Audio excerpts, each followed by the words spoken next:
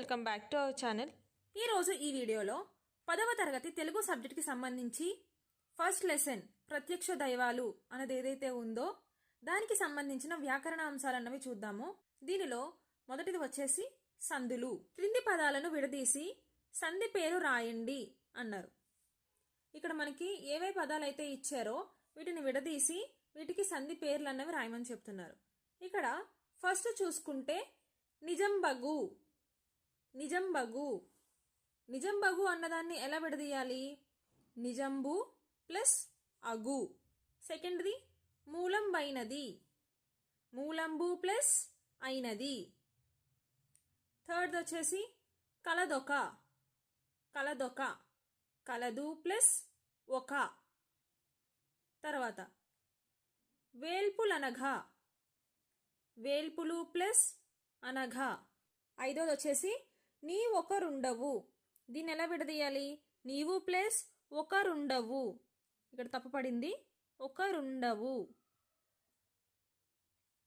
నీవు ప్లస్ ఒకరుండవు. ఇప్పుడు మనం దీనికి సంధి పేర్లు రాయడం నేర్చుకుందాం. సంధి పేర్లు ఎలా రాయాలి? ఫస్ట్ ఇక్కడ మనకి ఉన్న పదం పూర్వపదం అవుతుంది, తర్వాత ఉన్న పదం పరపదం అవుతుంది. ఈ పూర్వపదంలో ఉన్న చివరి అక్షరాన్ని, పరపదంలో ఉన్న మొదటి అక్షరాన్ని చూడాలి. ఈ పూర్వపదంలో ఉన్న చివరి అక్షరాన్ని పూర్వస్వరం అంటారు. పూర్వస్వరం. ఇది పరస్వరం. పూర్వస్వరంలోని చివరి అక్షరం బూ ఉంది. బూకి స్వరం ఏం పలుకుతుంది? వు. ఏం పలుకుతుంది? వు. ఉత్తునకు అచ్చుపరమైనప్పుడు, ఉత్తు అంటే ఈ ఉకారానికి అచ్చుపరమైనప్పుడు సంధి నిత్యం, అది ఉత్వ సంధి. రెండో చూసుకుంటే మూలంబు ప్లస్ అయినది. మూలంబు ఊ పలుకుతుంది. ఊ. ఊకి ఐ, ఇది కూడా ఉత్వ సంధి అవుతుంది. కలదు ఊ. వేల్పులు ఊ. నీవు ఊ. ఇవన్నీ కూడా పూర్వస్వరాలు ఏం పలుకుతున్నాయి? ఊ పలుకుతుంది. ఈ ఊకు పరస్వరంలో మొదటి అక్షరం అచ్చుపరమైనప్పుడు, అంటే ఏ అచ్చైనా గాని అచ్చుపరమైనప్పుడు ఉత్వసంధి అగును. ఇది ఉత్వసంధికి సంబంధించిన వివరణ. తర్వాత చూద్దాం. ఈ క్రింది పదాలను కలిపి సంధి పేరు రాయండి అన్నారు. ఇక్కడ మనకి 4 పదాలు ఇచ్చారు. అందులో మొదటిది జ్ఞాన ప్లస్ అర్ధంబు, జ్ఞానార్ధంబు. ఓకే, ఇప్పుడు దీనికి సంధి పేరు రాయాలి. ఇక్కడ చూసుకుంటే జ్ఞాన మనకేం పలికింది? ఆ. ప్లస్ ఇక్కడ ఏముంది? ఫస్ట్ అక్షరం ఆ. ఆ ఈ ఊ అరులకు అవే అచ్చులు పరమైతే వాటి దీర్ఘాలు ఆదేశముగా వచ్చును. ఇక్కడ రెండు ఆ ఫస్ట్ ఆలే పలుకుతున్నాయి. ఇక్కడ మనకి రెండోది ఇక్కడ కలిపినప్పుడు ఆ పలుకుతుంది. జ్ఞానా ఆ. అందుకేనా ఆ ప్లస్ ఆ. ఆ ఈ ఊ అరులకు ఇక్కడ ఆకి అదే అచ్చు పరమైనప్పుడు వాటి దీర్ఘాలు ఆదేశముగా వచ్చును. ఏమంటారు? సవర్ణ దీర్ఘ సంధి. ఇప్పుడు రెండో చూద్దాం. రెండోది ఏంటి? విజ్ఞాన ప్లస్ ఉన్నతి. విజ్ఞానోన్నతి. ఇక్కడ మనకి ఏం పలుకుతుంది? 2 అక్షరాలు కలిపితే ఓ. విజ్ఞానో ఓ పలుకుతుంది. ఇక్కడ మనకి పూర్వస్వరంలో చివరి అక్షరం ఏముంది? విజ్ఞాన ఆ. ఆ పలుకుతుంది. ఆ ప్లస్ పరస్వరంలో మొదటి అక్షరం ఊ. అకారానికి ఊ ఈ అరులు పరమైనప్పుడు ఏ ఓ అరులు ఏకాదేశముగా వచ్చును. దానినే గుణసంధి అంటారు. ఇక్కడ ఉకారం వచ్చినప్పుడు ఓ పలుకుద్ది. సో విజ్ఞానోన్నతి ఇది గుణసంధికి ఉదాహరణ. ఇప్పుడు మూడో చూద్దాం. మూడోది ఏంటి? అతి ప్లస్ అంత. దీన్ని కలిపితే అత్యంత. మనకి ఇక్కడ ఏం పలుకుతుంది? 2 పదాలను కలిపినప్పుడు అత్యంత యా పలుకుతుంది. అంటే ఇక్కడ పూర్వపదంలో అతి అంటే లాస్ట్ అక్షరం ఎలా పలుకుతుంది? ఈ. ఈ ప్లస్ ఆ. ఈ రెండు కలిపినప్పుడు మనకి యా పలుకుతుంది. అంటే యనాదేశ సంధి అంటే ఏంటి? ఈ ఊ అరులకు అసవర్ణములైన అంటే వేరు వేరు. ఇప్పుడు ఈ ఊ అరులున్నాయి.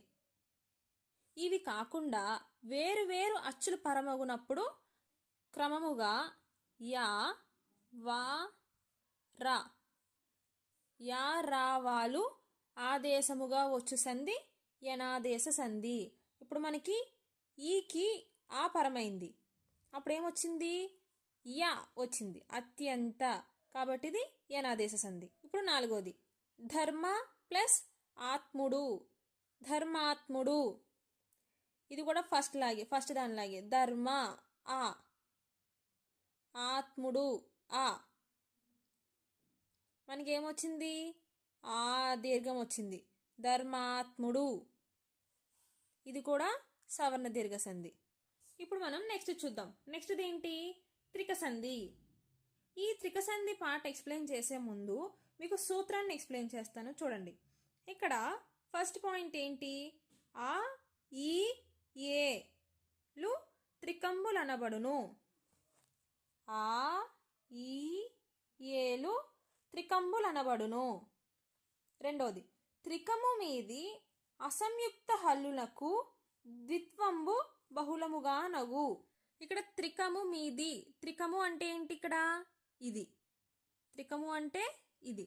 ఈ త్రికము మీది అసంయుక్త హల్లునకు, అసంయుక్త హల్లు ఏది? ఇక్కడ ఇది మేయి. ఓకే, ఈ హల్లునకు ద్విత్వంబు బహుళముగా నగు. ద్విత్వంబు అంటే ఇప్పుడు ఇక్కడ ఏ హల్లు అయితే మొదట ఏ అక్షరం అయితే ఉందో సేమ్ దానికి అదే ఒత్తు రావడాన్ని ద్విత్వంబు అంటారు. ఇప్పుడు ఇక్కడ ఎలా వచ్చింది? మేకి మా ఒత్తు వచ్చింది. త్రికము మీది అసంయుక్త హల్లునకు ద్విత్వంబు బహుళముగా నగు. ఇక్కడ ఈ ప్లస్ మేయి అని ఉంది, ఇక్కడ ఈ ప్లస్ మెయ్యి, మే. ఓకే, మూడో చూద్దాం. ద్విరుక్తంబగు హల్లు పరంబగునప్పుడు అచ్చికంబగు దీర్ఘంబునకు హ్రస్వంబగు. అంటే ఇక్కడ ద్విరుక్తంబు అన్న దిత్వంబు అన్న ఒకటే. ఈ దిత్వంబగు హల్లు పరంబగునప్పుడు అచ్చికంబగు దీర్ఘమునకు హ్రస్వమగు. ఇక్కడ ఈ ద్విత్వంబగు హల్లు పరమైనప్పుడు ఇక్కడ మనకి అచ్చికంబగు ఇదేమైతే ఉందో దీర్ఘం, ఈ రెండో ఈ ఏదైతే ఉందో అది హ్రస్వంబుగా మారిపోద్ది. హ్రస్వం అంటే ఫస్ట్ ఈ, మామూలు ఈ హ్రస్వంబుగా మారుతుంది. అప్పుడు ఈ ప్లస్ మెయ్యి, ఈ దిత్వం ఎప్పుడైతే యాడ్ అయ్యిందో హ్రస్వంబుగా అయిపోద్ది. అప్పుడు ఇమ్మెయ్యి, ఇమ్మెయ్యి. మనకి త్రికంబుల్లో ఏ పదం చూసుకున్నా ఫస్ట్ పూర్వపదం ఈ ఆ ఏ ఇవే వస్తాయి.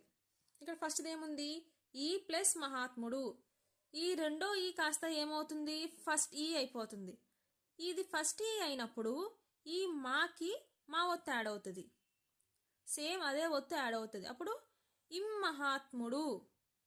రెండోది ఆ ప్లస్ విప్రుడు, అవిప్రుడు. మూడోది ఏముంది? ఆ ప్లస్ పతివ్రత. ఏముంది? ఆ ప్లస్ పతివ్రత. ఈ ఆ అన్నది హ్రస్వం చేద్దాం ఫస్ట్, ఆ. పా వచ్చేసి ద్విత్వం చేద్దాం, ప. అపతివ్రత. నాలుగో చూద్దాం. ఏ ప్లస్ మెయిన్, ఎమ్మెయిన్. తర్వాతది ఈ ప్లస్ కన్య, ఇక్కన్య.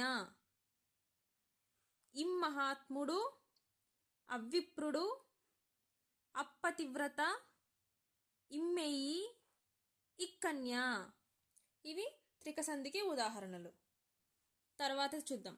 కింది సమాస పదాలకు విగ్రహ వాక్యాలు రాసి సమాసం పేరు రాయండి అన్నారు. ఈ పదాలకి ఈ సమాస పదాలు ఏవైతే ఉన్నాయో వీటికి విగ్రహ వాక్యాలు రాసి సమాసం పేరు కూడా రాయమన్నారు. ఇక్కడ ఈ పదాలను మనం గమనిస్తే ఫస్ట్ చదువుదాం చూడండి. జననీ జనకులు, ఫల పుష్పములు, వస్త్రభూషణములు, భక్షభోజ్యములు. అన్నీ కూడా ఇవి ఎలా ఉన్నాయి? జంట పదాల్లా ఉన్నాయి. ఓకే, ఇలా ఈ జంట పదాలు వచ్చినప్పుడు ఆ సమాసాన్ని ద్వంద్వ సమాసం అంటారు. ద్వంద్వ అంటే రెండు పదాలు ఒక పదంగా రాయడాన్ని ద్వంద్వ సమాసం అంటారు. ఓకే, ఇప్పుడు వీటికి విగ్రహ వాక్యాలు ఎలా రాయాలి అంటే జననీ జనకులు. జననీ జనకులు అన్నదాన్ని ఎలా రాయాలి విగ్రహవాక్యం కింద? జననీ జనకుడు. ఫలపుష్పములు, ఫలములును పుష్పములును. మూడోది వస్త్రభూషణములు, వస్త్రములును భూషణములును. తర్వాతది భక్షభోజ్యములు, భక్షములను భోజ్యములను. వీటిని ద్వంద్వ సమాసం అంటారు. తర్వాతదేంటి? క్రింది విగ్రహ వాక్యాలకు సమాస పదం రాసి సమాసం పేరు రాయండి అన్నారు. ఫస్ట్దేంటి? ధర్మమైన పదం. తర్వాతది సనాతనమైన ధర్మం. తర్వాతది మానుషుని యొక్క దేహం. తర్వాతది శోకమనేడి వహ్ని. వీటికి సమాస పదాలు రాయాలి. ఫస్ట్ది ధర్మమైన పదం. దీనికి సమాస పదం ఏంటి? ధర్మపదం. ధర్మపదం.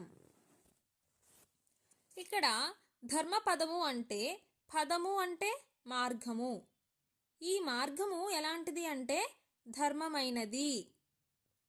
ఇక్కడ ఈ మార్గం యొక్క విశేషణాన్ని చెప్తున్నారు కాబట్టి ఇది విశేషణ పూర్వపద కర్మధారాయ సమాసం.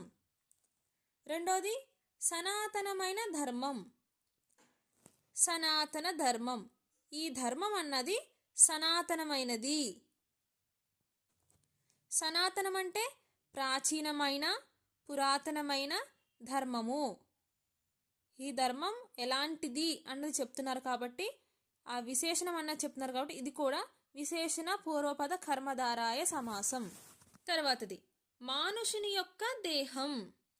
మానుష దేహం. ఇక్కడ ఏముంది? యొక్క. కిన్ కున్ యొక్క లోపల షష్ఠి తత్పురుష సమాసం.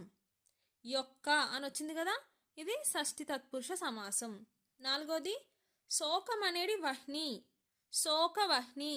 ఇది వచ్చేసి రూపక సమాసం. ఉపమేయాన్ని ఉపమానానికి అభేదం చెప్పడాన్ని రూపక సమాసం అంటారు. ఇవి ఉపమేయం ఉపమానం రెండు పదాల కింద చూసుకుంటే దీనికి అభేదాన్ని చెప్పడాన్ని రూపక సమాసం అంటారు. నెక్స్ట్ చూద్దాం. క్రింది వాక్యాలను ఆధునిక వచనంలోకి మార్చి రాయండి.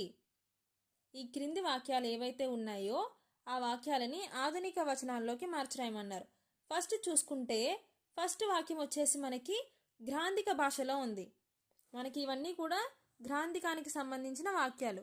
ఈ వాక్యాలని ఆధునిక వాక్యాలు. ఆధునిక వాక్యాలు అంటే ప్రజెంట్ మనం ఇప్పుడు మాట్లాడుతున్న తెలుగు భాష ఏదైతే ఉందో దానిని ఆధునిక భాష అంటారు. ఈ గ్రాంధికంలో ఉన్న వాక్యాన్ని ఆధునిక వచనంలోకి మార్చి రాయమంటున్నారు. ఫస్ట్ది ధర్మవ్యాధుండు కౌసుకినితో ఇట్లనియే. దీనికి ఆధునిక భాషలో ఎలా రాయాలి? ధర్మవ్యాధుడు కౌసుకినితో ఇలా అన్నాడు. రెండోది గృహంబునకు రమ్మని అతని దోడ్కుని చనియే. ఇంటికి రమ్మని అతడిని తీసుకుపోయాను. మూడోది ఇమ్మహాత్ముండు మనలను జూచు వేటికి నింటవచ్చెనని చెప్పిన. ఈ మహాత్ముడు మనల్ని చూడడానికి ఇక్కడికి వచ్చాడని చెప్పాడు. నాలుగోది బతివ్రత పనుపునం చేసి నీవు ధర్మజ్ఞానార్థంబునయున్న యొడకం జనుదెంచితివి. పతివ్రత పనుపునం చేసి అంటే పతివ్రతను సూచించుట. పతివ్రతను సూచించుట వల్ల నీవు జ్ఞానార్థంబున ధర్మాన్ని గూర్చిన జ్ఞానాన్ని పొందటానికి నాయున్న యొడకం జనుదెంచితివి అంటే నేనున్న చోటికి వచ్చావు. పతివ్రత సూచించుట వలన నీవు ధర్మాన్ని గూర్చి జ్ఞానాన్ని పొందటానికి నేనున్న చోటికి వచ్చావు. ఇలా గ్రాంధిక భాషని ఆధునిక భాషలోకి మార్చి రాయడం అన్నది ఇలా రాయాలి. ఇక్కడితో ఫస్ట్ లెసన్కి సంబంధించి ప్రత్యక్ష దైవాలకు సంబంధించి గ్రామర్ పార్ట్ అనేది కంప్లీట్ అయింది. దీనికి సంబంధించి ఏమైనా డౌట్స్ ఉంటే కామెంట్ సెక్షన్లో కామెంట్ చేయండి. Thank you for watching. Please subscribe my channel.